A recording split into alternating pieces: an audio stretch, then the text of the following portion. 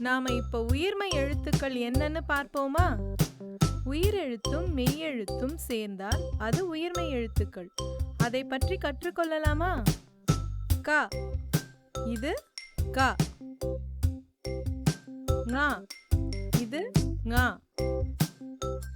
ச, இது ச. ஞ, இது ஞ. ட, இது ட. ந, இது ந. த, இது த. ந, இது ந. ப, இது ப.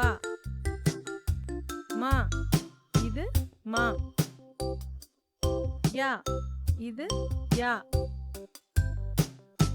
ர, இது ர.